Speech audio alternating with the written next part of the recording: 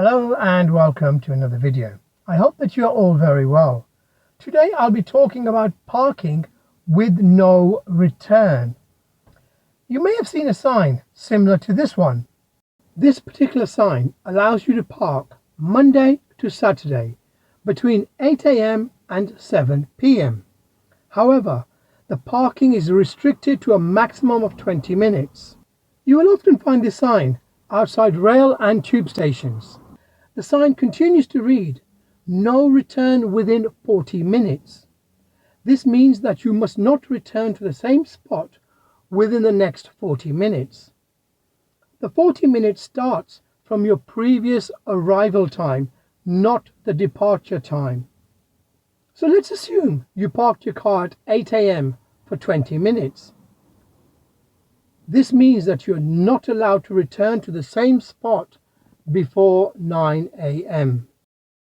These parking restrictions only apply between 8 a.m. and 7 p.m. Monday to Saturday. Outside of these hours, it is free parking. Therefore, you can leave your car, let's say at 6:40 in the evening, using the 20 minutes allowance, and leave it there overnight until 8:20 a.m. using the 20-minute allowance again the following morning. Let's take a look at another sign. This is actually two signs combined into one. The yellow sign on top indicates no parking between the hours of 8 a.m. and 10 a.m. and then again no parking between the hours of 4 p.m. and 6 p.m.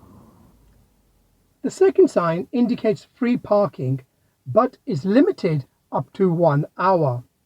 However, once again, there is an additional note indicating no return within 2 hours.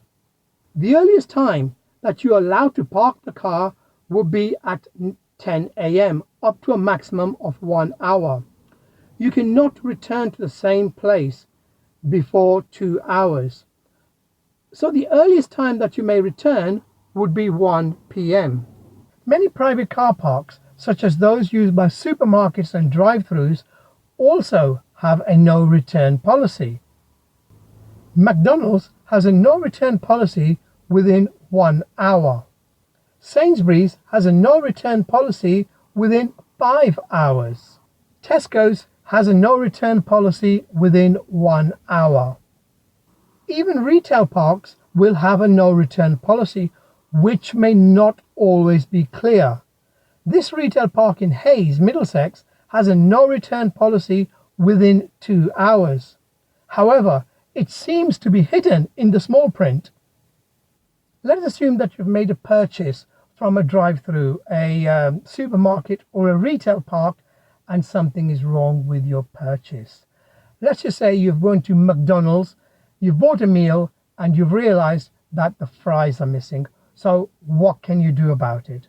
Well, unless you're willing to risk a parking ticket, you must not return to the same car park within the stated time. The only option is to park outside and walk into McDonald's. These car parks are run by companies that have nothing to do with McDonald's. McDonald's will just subcontract the parking to another company, and so will Tesco's and Sainsbury's and all other supermarkets. So these shopkeepers, these shop owners will have no control over the parking, and you will get a ticket. If you have received a ticket, then you can appeal, and provided you've got proof of the purchase, and if you have to go back, you've got some sort of a note from the shop to say that you've came back for this purpose, then generally speaking, you should be let off. But rather than have the stress of appealing, it is far better just to park outside in the first place. Well, that brings the video to a conclusion. I really hope that you benefited from this video. If you have, two things: one, give it a thumbs up, and two, share this video with somebody else that you may feel that you feel may benefit from it. Thank you for your time. Take care. Bye bye.